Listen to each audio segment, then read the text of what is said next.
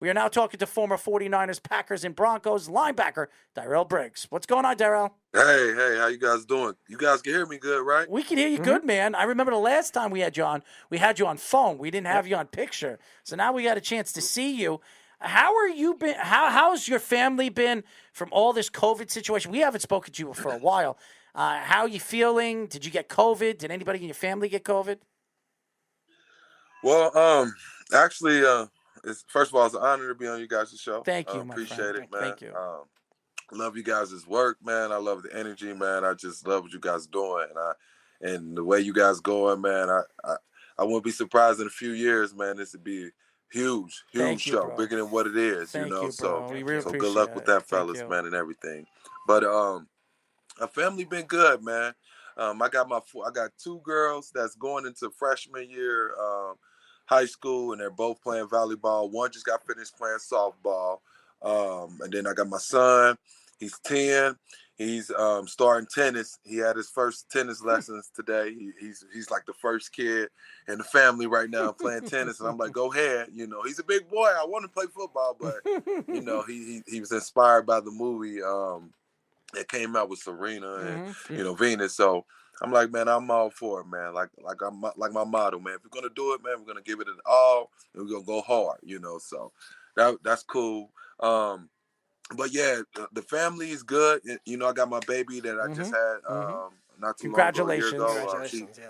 Appreciate it. She was born with Down syndrome, so that's a little bit of handful, but it's been fun, just learning and actually just being prepared already because I deal with kids with special needs as it is. We were talking about how much time you put into autistic children and special needed children. So we really respect everything that you've done in the community after football. As everybody knows, we are talking to former 49ers, Packers, and Broncos linebacker Diyral Briggs.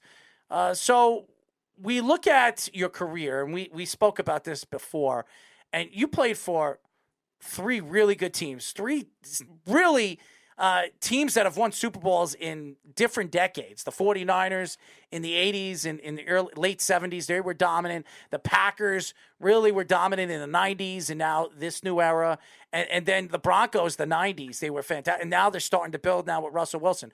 What was it like playing for three top teams in the NFL? It was just an honor, first of all, to play in the NFL. And then second of all, you were absolutely right, to play with teams that had that type of tradition of winning.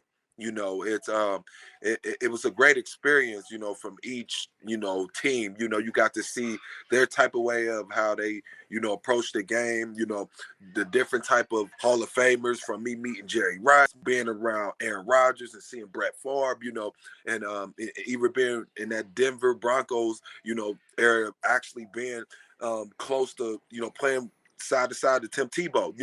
It was just a great experience, man. And sometimes, I really forget that, not even forget, but sometimes I, tend to, not really think about that great experience of playing for that great team. Like, as much as I want to play for the Bengals, I love them, but, playing for them teams, it was something else. It was championship in the DNA. Like I said, it was just like the way you walk and the way you talk, it was different. So the Packers, in addition to being a very well-run organization, except until recently, but they also are a very good football culture, too. It's like a cult following what they have over there. So what were some of those experiences like off the field? They do all these different events. So for me, what I loved about just the culture and just how they bleed, that green and yellow, was the fact that you had houses that was right by the stadium that were all decked out, packed houses. And they were houses that, that was rented to players. Because, as you play in the season, depending on if you got a long contract, and sometimes that's not even guaranteed, usually just rent or stay in a hotel. But it was a lot easy to have fans like that, and that was diehard fans that let you rent the house or let you stay there for free, just because the strength of they're loving the team. And then two things that I experienced there that was really amazing. One is the whole riding bikes during the camps. That was awesome because I love the kids. So to me, that was just something that make you feel like to them that you're human. Like you're not just no super, not you like you're just a human being that, has a heart and that loves kids. And then not only that, when it was game time, you're talking about the whole town shut down. It was like no one in sight. It's like it was quiet, and it was just a love. Like nothing against Denver and San Fran, but playing there, it was just a different atmosphere, man. It was just a different type of love. It was like probably when I really realized that, dude, I'm in the NFL. So. As everybody knows, we are talking to former 49ers, Packers, and Broncos linebacker Diyral Briggs. Diyral, I know you watched a little bit of the NFL season this year. The Packers had a sensational year. Aaron Rodgers was the best quarterback in the league, the MVP, back-to-back years. He's been as dominant as a quarterback as we've ever seen. You obviously know Aaron Rodgers. A lot of people have said some nasty things about him, teammates, but we've had teammates on the show over the last 2 years said that he's one of the best leaders you can possibly know. He's a great guy. I think people just misunderstand him as a player if you're not in the locker room. What was your time like over there with the Packers, and how did you feel? And what could you say about Aaron Rodgers that you've learned the little bit of time that you were there with him?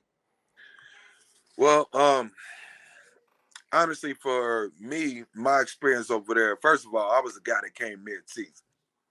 That was during the time that they had a lot of injuries, and they were just trying to get guys to come in to jail, to get to, that chip. At the time, didn't nobody really know they were, we were going to do that, but to get to that chip. So this is to let you know what type of person he was. Okay, and a leader, what showed his leader, mentality.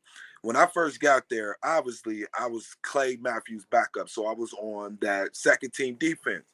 And and when you playing that second team defense, man, you trying to get to that first team, so you giving it your all. You're going against the ones. So I'm going against the ones, making moves, getting close to him, but not touching him because you got to stay off the QB.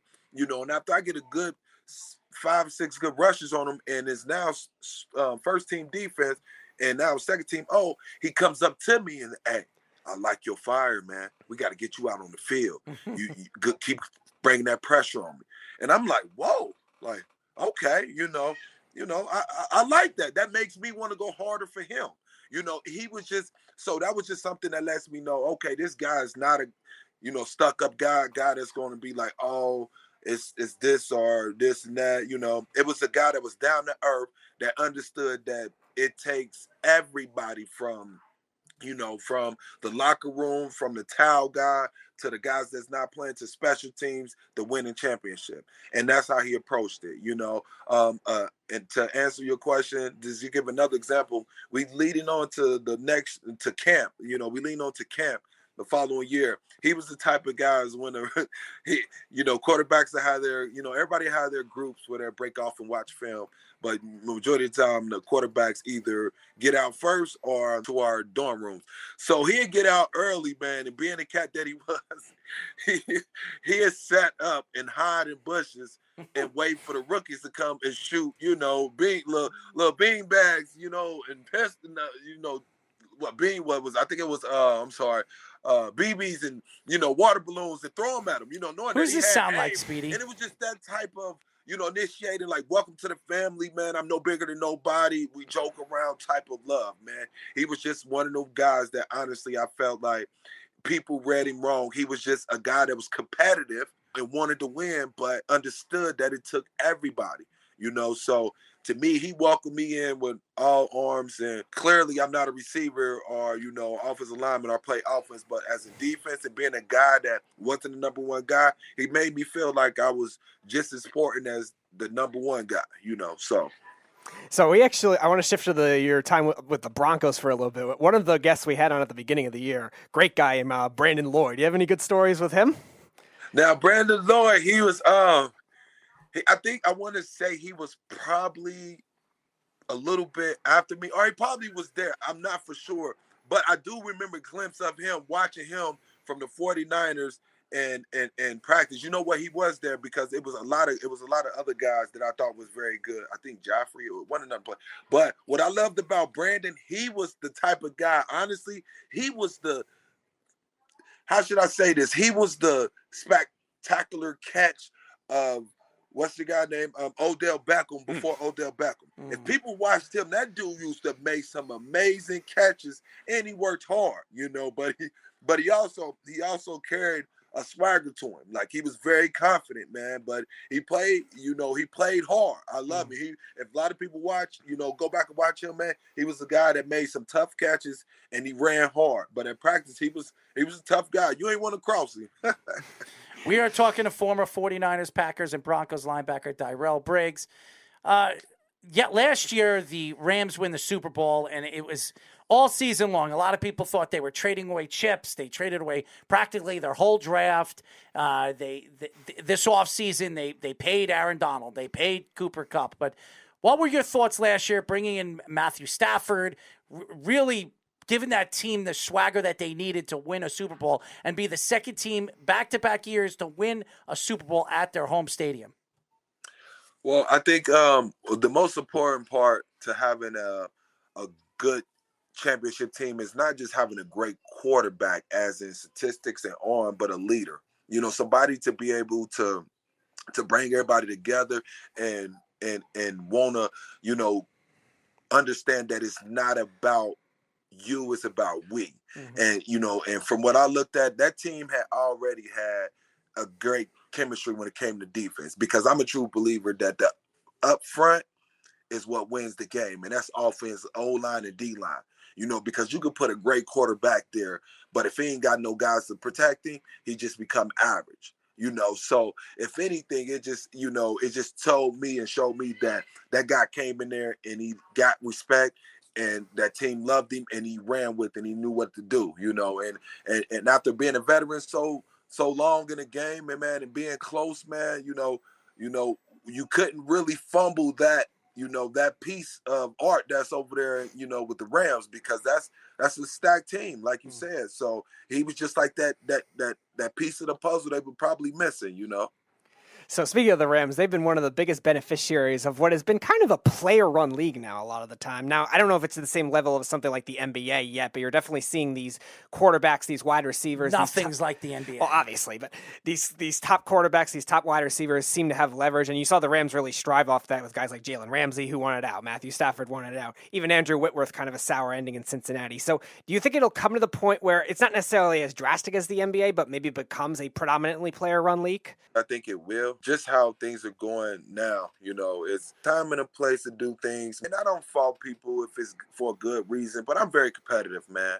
I'm the type of person, I like to get it out of the dirt. If I could make this team grind and we could get to the chip, let's do it. I'm not trying to look a team up unless it's somebody, that I have family with, grew up and played with. But, I think that eventually it probably will become that, but I highly doubt it. Because it's not as free as the NBA. I love it. Nothing, no shots to the NBA, but look, NBA just ran a little bit different than the NFL. So yeah, you have LeBron James running the world. Yep. With that being said, I'm an Ohio guy. It's just a little bit different because it's not one person in the NFL that represents the NFL. If that makes sense. I get it.